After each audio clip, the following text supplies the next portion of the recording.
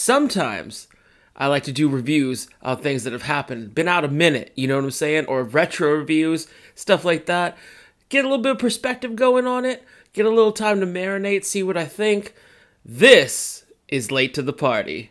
Let's roll that intro. Tommy Loves Stuff, where he talks about the things that he loves. What's going on, y'all? It's your boy back at you again with a new video. Today, we're doing another Late to the Party video as I do reviews for Spider-Man, Hawkeye, and a comic I recently picked up. Now, I'm going to leave some timestamps down below in the description because we are going to be spoiler heavy. I mean, at this point, it's January 6th, 2022. I got to get used to saying that, 2022. And Spider-Man's been out a minute. Hawkeye's already done with. So if you haven't seen it by now, stop the video, go watch it, and then come back. I'll pause myself. Okay. So there you go. Like I said, this is going to be spoiler heavy. So check the timestamps if it's something you haven't seen before, or you just want to skip to that part of the review. I appreciate you if you're watching the whole thing. Now let's get going with Spider-Man No Way Home. Alright, y'all. Spider-Man No Way Home was dope. If you know nothing else about this review, know that I thought it was like an 8, 8.5 out of 10. But let me give you some stuff that I liked about it. It was action-packed. It was funny. You know, with a lot of comedy going on. And one of the things I feel like they don't acknowledge enough in this series is Peter's politeness. He's like, holy cow, Jeezums, you know, wow. And, you know, hi, mister, it's pleased to meet you. You know, politeness goes a long way. And it does show that like he's respectful to his elders, adults, and stuff like that. I always think it's cool. You know, he did it in Endgame. He did it in the other Spider-Man movies. And, you know, it just doesn't get mentioned enough. As much as I like Spider-Man No Way Home, let's be honest. The MCU wanted to give you their version of Into the Spider-Verse, which was incredible. Into the Spider-Verse was probably one of my favorite superhero films. You know, that was like a work of art. You know what I'm saying? The way it was drawn, the story was incredible. You know, you got to see Miles Morales, which was awesome. You know, I love Into the Spider-Verse. We all love Into the Spider-Verse, am I right? So Marvel was like, you know what? We need our own Into the Spider-Verse. You know, you want to hear Spider-Man, Tobey Maguire, Andrew Garfield, we're going to give you all of them. And then people were like, oh, is they really going to do it? They did, y'all. They did, and it was incredible. But I'm getting ahead of myself, so let's start with some of the other characters. Now, starting with the backup, rest of the Scooby Gang, if you will. You have MJ, and I didn't really like her character in the first two movies, because all Zendaya seemed to do was kind of this. Peter. Like, I felt like every scene she was in, they'd say something, she'd go.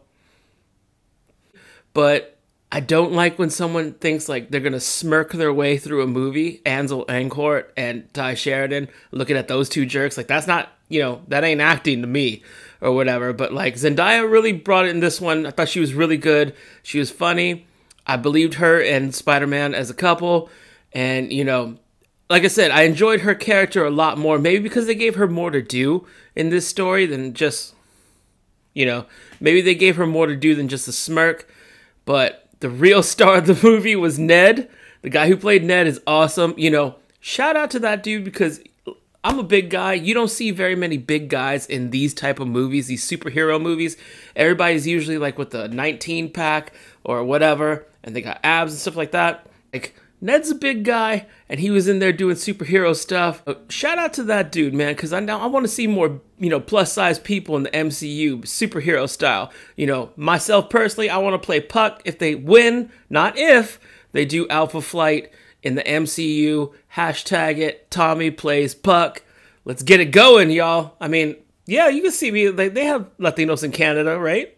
Yeah, Ned stole the show to me, but Ned's grandma, when they went in the house, that was all, every POC could relate to that grandma. Like, you know, she gonna put you to work. I don't care who you are. You're a superhero, you gonna clean that cobweb up there if you're already up there on the roof.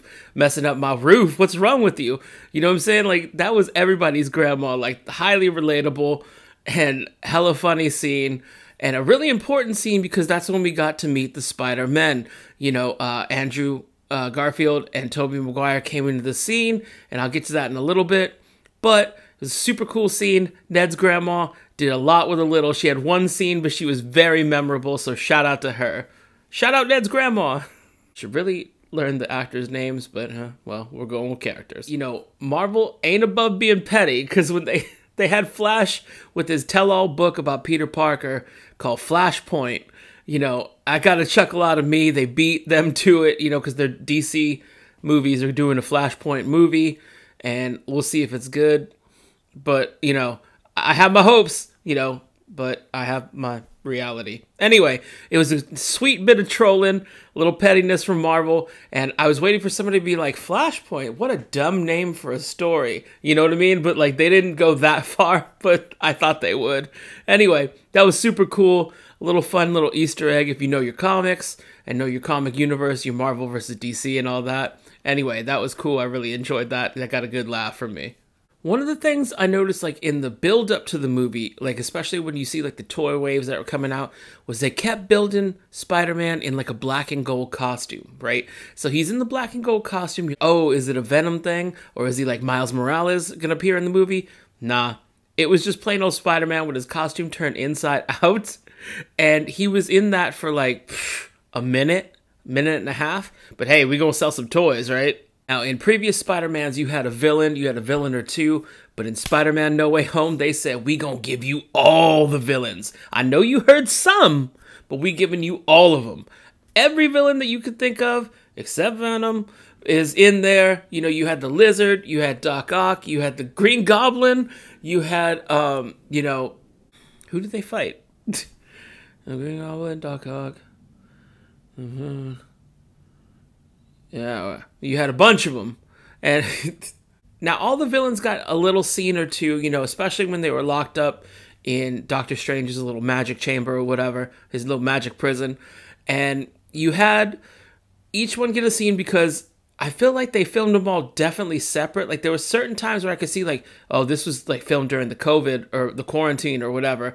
And because you see, like, characters, they were standing, like, kind of side by side, like, especially when the Spider-Man had, like, their little conversation stuff, like when Peter first met him, and, you know, the villains in their cells and stuff, each person seemed like, oh, we filmed this all separate and we're just kind of merging them together. Now, I get it for, like, the CGI people, like the Sandman and the Lizard, and they were the first two to go, I think, because, like, it's expensive to CGI that stuff. But yeah, so they each got their scene. You know, Dr. Octopus is a little more prominent villain / hero in the comics, and the Green Goblin is the Green Goblin that's, like, one of the main villains, you know what I'm saying? So he got a lot of shine. Now, Electro, I get Jamie Foxx is a star, you know, like, Ray was good, but that was, like, what, 20 years ago? Anyway, and what has he done since? But I get he's a star and he needs some shine, but, like, they totally changed Electro. Like, all of a sudden, Electro comes into the 616 or the MCU universe, and he's got a better fade and a hairline, and he don't need glasses. Like, all this stuff suddenly changed. For why? For why? Because Jamie Foxx didn't want to do that? He didn't want to be blue no more? I get that part, you know, because that was horrible. And, you know, he was okay. Like, Electro's not my favorite villain to begin with. But, you know, he had a few funny lines, like, you know, hearing rumors that they were going to give him a movie. Nah, son. A few funny lines a good movie does not make, you know what I'm saying? So I guess shout out to Electro for getting that LASIK eye surgery and, you know, hair, you know, hair implants that he did when he ran through that bubble and came into the MCU. Because they didn't explain it, and it didn't make any sense to me. But whatever. I'm jumping all around here because I kind of wrote down my notes and, you know, stuff like that, kind of stream of consciousness, which is kind of how I wanted to do this review. I didn't want it to be very linear. So going on and jumping back and forth, like I said, the secondary characters were great. Happy Hogan, always a pleasure in the movies. I enjoyed Jon Favreau's performance. I just like Jon Favreau. You know, he's a pretty good, you know, director and writer and stuff like that. I mean, even since back in the Swingers day, I remember watching that in the mid-90s and stuff. But the cameo by Matt Murdock, that's right, Daredevil is in the MCU, y'all. We didn't see him in the costume yet, but he did, you know, have a quick reflex and stuff, and Peter looked at him like, say what? I thought he was blind. Anyway, and he was like, it was a cool cameo. Looking forward to seeing more Daredevil in the MCU, you know, and cameos, maybe his own, you know, Disney Plus series to go off the Netflix series. You know, we got, spoiler, if you haven't seen Hawkeye, I'm going to get to that. You know, the Kingpin is back, and, you know, exciting time with the, you know, Netflix people joining the MCU. Hopefully we get Luke Cage in there, because I like Luke Cage a lot. He's a dope character. And yeah, Matt Murdock as Peter's lawyer was a sweet little Easter egg. And it was one of the times in the theater that people were like, oh, and then half the people did that. And then the other half were like, who's that? I don't know who that is. And so, yeah, but me and my wife were like, oh, that was cool. Now, while we're on the topic of non-Spider-Man characters, let's get to Doctor Strange and Wong. Now, Doctor Strange, I like him in the comics a little bit, you know. He's all right. And the movies, I don't love him. You know, he just, to me, he seems like discount Tony Stark. And that's the kind of role I feel like he was putting in this thing, you know. Like, he's filling the mentor role that Tony left, you know, with his passing. And he's there for Peter, I guess. But he's still kind of, you know, snarky, strange and stuff. I don't know. I mean, Robert Downey Jr., the way he played Tony, like, Tony was a jerk, but he was a likable jerk. You know, hopefully people say that about me. And he was like a likable jerk. You rooted for him. I don't root the same for MCU Doctor Strange. But Wong, oh no, Wong's the man.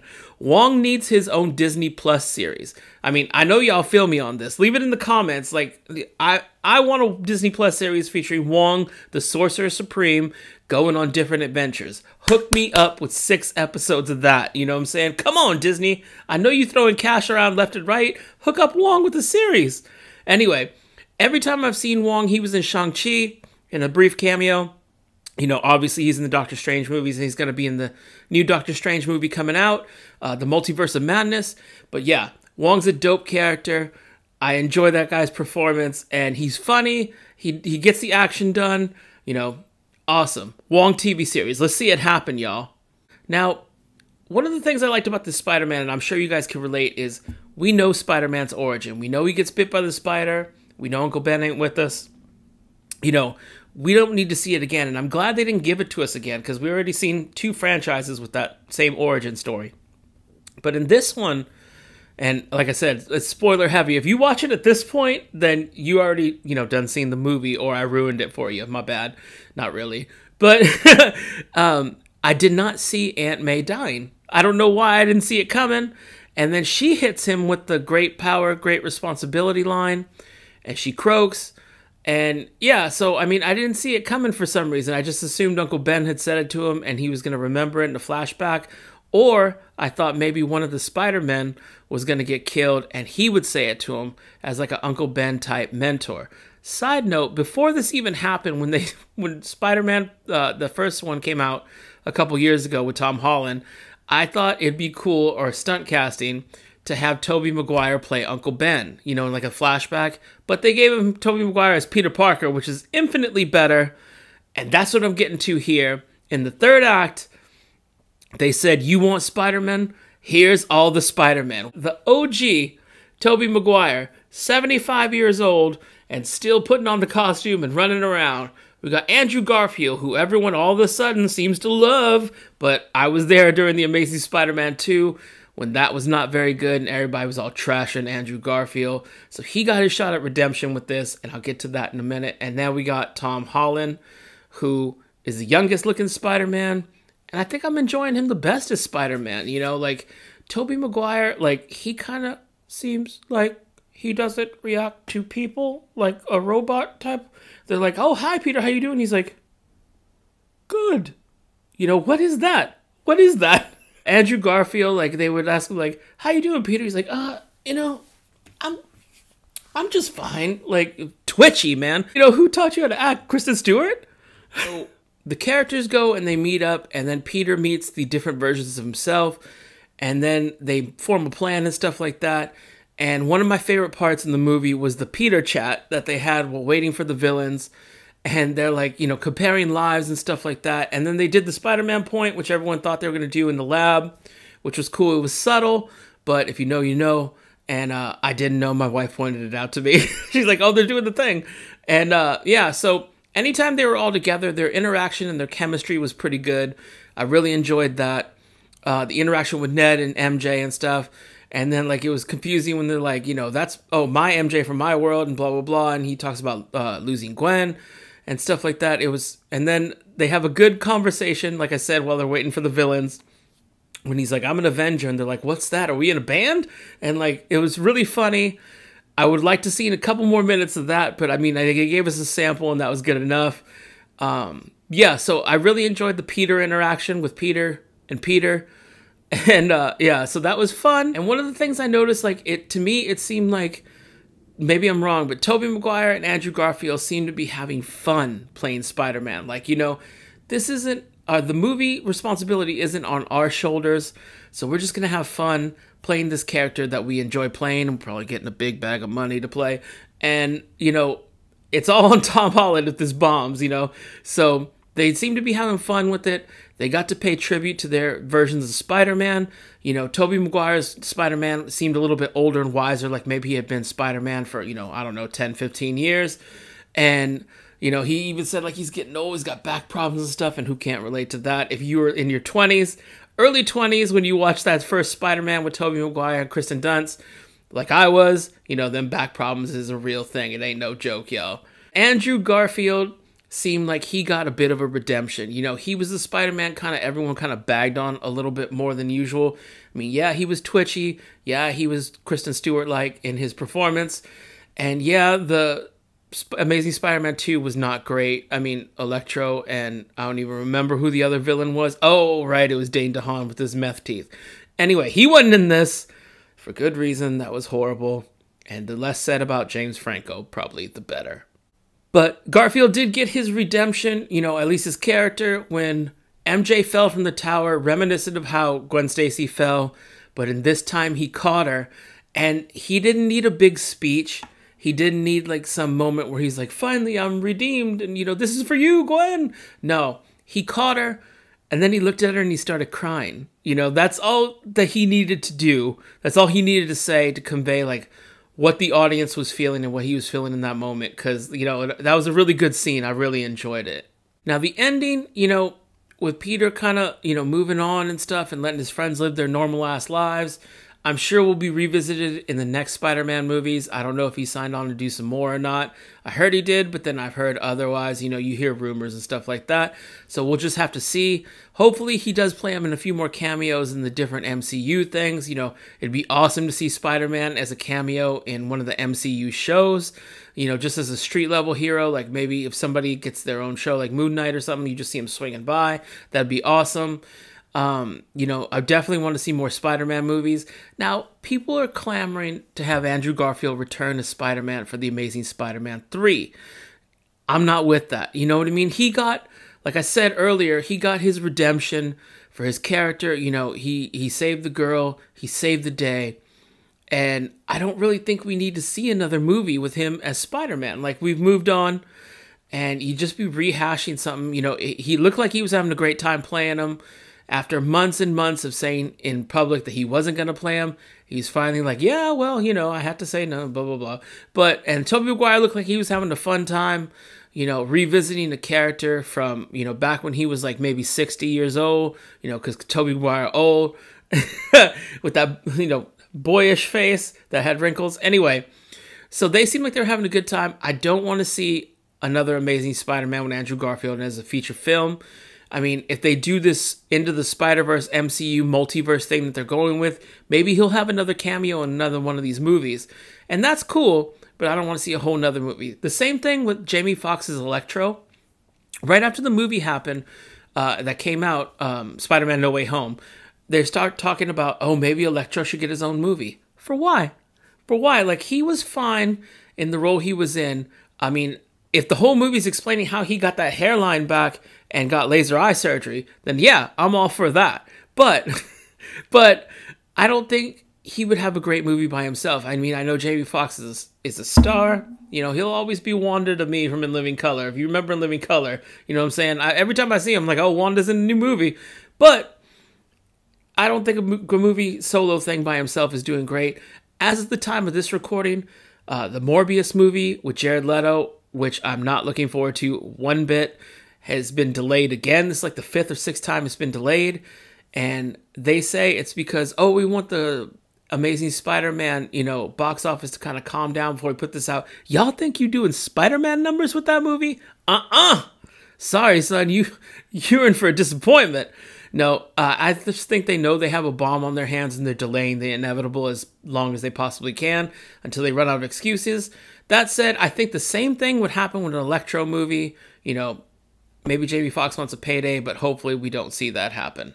So Spider-Man No Way Home was an 8 out of 10 for me. I enjoyed the heck out of it. I can't wait to see it again when it comes to streaming services. Really looking forward to it. It was fun. It had some sad parts. The action was incredible. As for the end credit scenes, I'm a big Venom fan from the comics. You know, early 90s was my sweet spot. That was the height of my comic, you know, frenzy. You know, I'm a little kid and I'm buying comics every week. My uncle would take me to, on Fridays was New Comic Book Day. He would take me to go buy comics. And, you know, it's a cherished childhood memory. And Venom was a main part of that. You know, Venom, Cable, Wolverine, those guys were the big players in, you know, the 90s, early 90s and stuff like that. Carnage came later, but the Venom movie I did not like. I thought it was an alien movie that the alien just happened to be named Venom. You know, that was the only tie that it had and stuff. It was stupid. And like, I don't know, Tom, whatever, he didn't do that great a job. Anyway, I didn't even see Venom Let There Be Carnage, even though I liked Carnage reading that when I was a kid. But I didn't want to go see it in the theater. I didn't want to waste my money. Maybe when it comes to streaming, I'll check that out, probably. But, you know, the end credit scene with Venom and stuff, like, okay, we're going to get a form of Venom in the MCU. Who could it be? I don't know. I mean, there's sketches out there that show Tom Holland in the black suit. But, you know, whatever. Maybe an alternate Tom Holland from another dimension, multiverse, will get the Venom costume, so it'd be like he's fighting himself or whatever. But, like, it just didn't do it for me. I didn't care. And then the trailer to Doctor Strange in the Multiverse of Madness that came at the very end of the credits was a surprise. And that was cool. You know, you got to see your first look at America Chavez, who I don't really know that much about. She's a newer character. You know, I'm kind of old school. But I am definitely looking forward to seeing, you know, like with Miles Morales mentioned when Electro was like, dang, I thought Spider-Man would be black. You know, and with America Chavez and Echo from Hawkeye, who I'll get to in a little bit. You know, it's good to see more POCs, more Latinos in the MCU. I'm very happy for that. I'm excited. And, you know, that's awesome. You know, we got, you know, Shang-Chi out there. You know, we take it over, y'all. You know what I'm saying? And that's a great thing. And, you know, so that's cool. And I'm going to see that one because, you know, the whole multiverse thing has been interests me.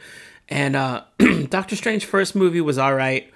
And not in my top tier Marvel, but Spider-Man No Way Home is definitely in my top tier Marvel. I don't know where it ranks in my superhero movies of all time. You know, it's definitely under Into the Spider-Verse and probably Dark Knight. And I would say Logan's probably my favorite superhero film of all time. That movie just got me. It was fantastic. But yeah, it's definitely in there. Like I said, I need some more perspective. You know, so maybe I'll do a later to the late party, later on review, talking about my favorite superhero films. Maybe I will do that. Anyway, but yeah, this was definitely a top tier Marvel MCU film. I enjoyed the heck out of it. 8 out of 10. Can't wait to see it again. And definitely looking forward to more Marvel movies, y'all.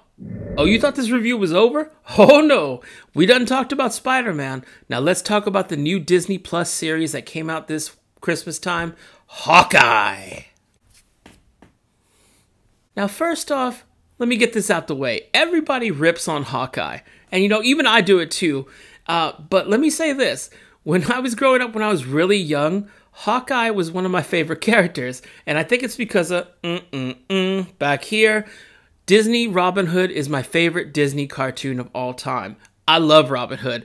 And why wouldn't you? It's got everything. It's got a great soundtrack. It's got swashbuckling. It's got romance, comedy. It's got it all. You know what I mean? What a movie. But we ain't talking about Robin Hood. We're talking about Hawkeye. So I think because of the whole archery thing, Robin Hood, and that's why I liked Hawkeye so much as a kid growing up. Like, I even have this issue of Avengers West Coast here. This is issue number 69. And I bought it off a kid in junior high. Like, I remember I was at a new school. I was a new student in the 6th grade at a new school, and I didn't know anyone, but there was this kid there, and he had a bunch of comics, and for some reason, he was selling them. So I bought that issue because it was Hawkeye and U.S. Agent fighting on the cover. It looked incredible. He probably overcharged me for what it was. I think it was like $3. And, you know, in 1991, when I bought it, incredible issue. That's my original copy that I still have to this day. And just seeing the cover brings back a great memory. Eventually, like I said, I was a new kid in school, but I did make friends. But, you know, for a long time, for at least a long time in kiddom, at least a couple weeks, I was just reading during recess and stuff until, you know, I started making friends and started playing and stuff. But I do remember buying and reading that comic at recess. And because of that, when they announced that Hawkeye was going to be one of the main Avengers, you know, when the Avengers movie started, I was like, oh, cool. And then they didn't really do anything with them. Like, not to bag on Jeremy Renner or whatever, but like, I don't know if it's him, but like, I guess when you're facing like a god from another planet, there's only so much a dude with a bow and arrow could possibly do to be interesting. But yeah, so when they announced the Hawkeye TV series, I was like, you know, okay, I'll give it a watch. And then I didn't watch it. It came out during Thanksgiving, and I let weeks and weeks go by, and I hear people talking about, oh, Hawkeye's great, oh, Hawkeye sucks. And, you know, people's opinions don't really matter to me at all. So I was like, I'm just going to watch it at my own time. And then I think I waited until like the day before the last episode came out, or like a week before the last episode came out, and I just watched all 5 of those that came before it, and I thought it was great, y'all. Like, I'll put it to you like this. Like, as far as the Disney Plus series go, like, I'll put this at maybe 2nd or 3rd on my list of all the ones that we've had. Like, What If was incredible. I'm a big What If fan from, like, the 80s and 90s What If. You know, that was my era. Like I said, I've mentioned before, you know, early 90s collecting comics. And What If was one of my main series that I bought. My favorite comic of all time, little bit of Tommy trivia here for you, is What If Wolverine was Lord of the Vampires. Now, I'll talk about that in a separate series I'm thinking about doing called My Life with Comics, but one day I'll get to that. But, you know, I do remember the specific time and place of what was going on when I bought that comic and, you know, reading it and stuff. And when I reread it, it's just a fantastic story. It's fun. It's action-packed. But enough about that. We talking Hawkeye. WandaVision was a fun series, too, and I feel like I'm going to put Hawkeye at number 2. Passing up WandaVision, because I enjoyed Hawkeye. It was action-packed. It was funny. It kept me interested. It had a return of a character I enjoy. But WandaVision, like, half the fun of WandaVision, I don't know if it was just me or me and my wife, was like reading theories online and like, you know, speculating ourselves what was going to happen in the series, because it was the first one out the gate, so you didn't really know what to expect. And they had all these teases and stuff like that. But some of the episodes in WandaVision like kind of fell flat for me. I don't remember a specific example right now because I haven't seen the series in a couple months. But I do feel like it was a little bit of a downer. Now, Hawkeye had 6 bangers, in my opinion. Like, you had, like, you know, 6 episodes that were really good. With the character Kate Bishop, like, I read Matt Fraction's run on Hawkeye, which is, you know, what this heavily borrows from stylistically and kind of a story-wise point. For different points, and I really enjoyed that. Now, I don't own it. I checked it out from the library. Shout out, go get your library card. But I enjoyed reading the heck out of those. But Kate Bishop's not my favorite character, you know what I'm saying? Clint Barton's Hawkeye, to me, and she does a good job, and Haley Steinfeld does an alright job with this. And I enjoyed it, but like I said, Kate Bishop's not my favorite character. Maybe she's more interesting now in the more recent comics that I haven't read, which I should, you know, check out on Marvel Unlimited since I got it.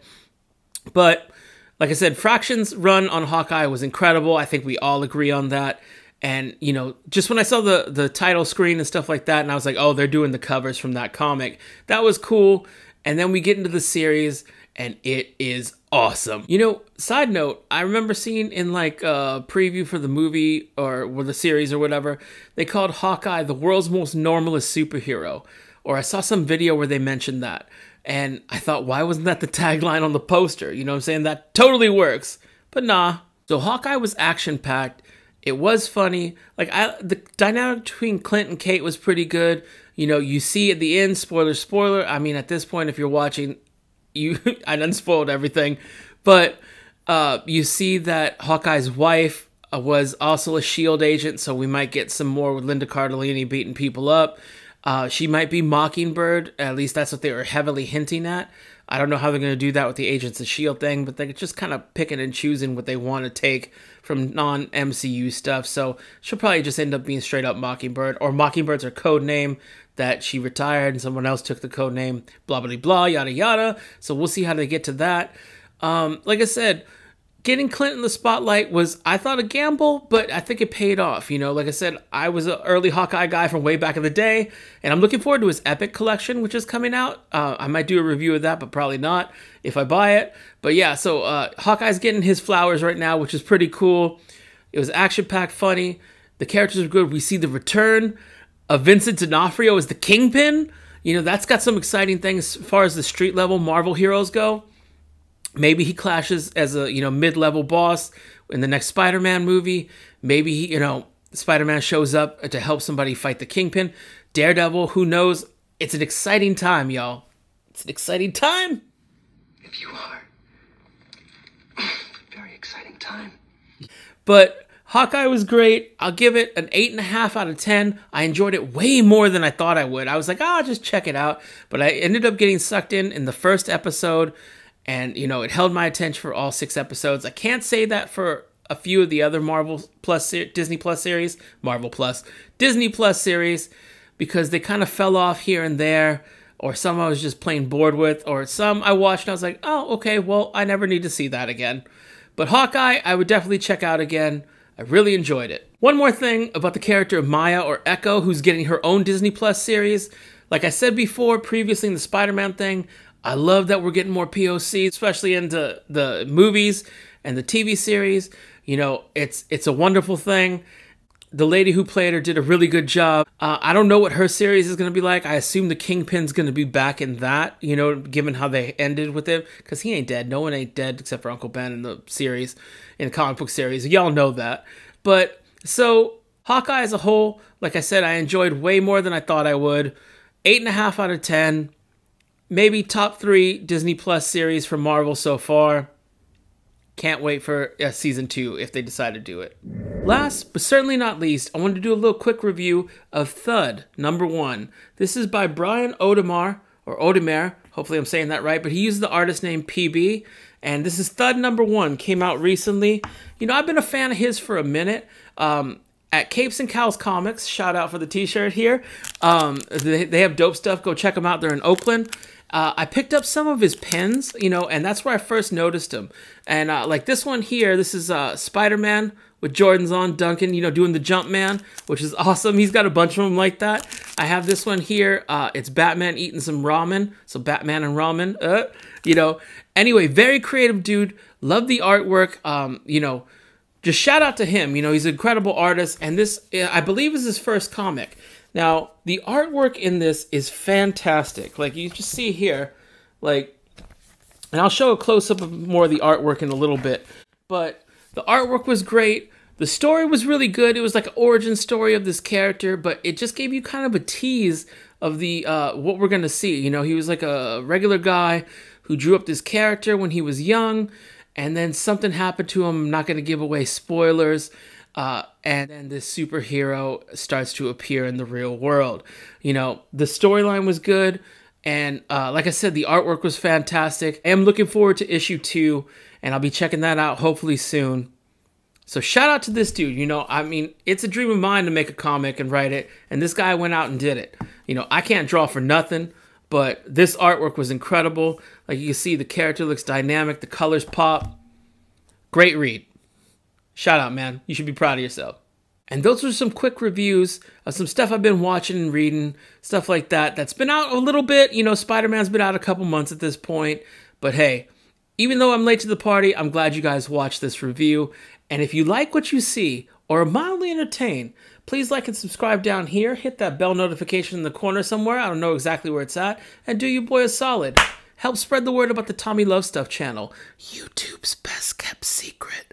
We got a lot of great stuff on this channel. We got movie reviews, we talk comics, We talk food reviews, we check the ChubCon playlist, and a bunch of other stuff we got going great. We'll be back with another video soon. If this is your first time watching, thank you for letting me entertain you. If this is your 70th or 80th time watching, I appreciate your support and continue to do so. Like I said, we'll be back with another video soon. Until then, check the playlist for the other great stuff we got going. Later.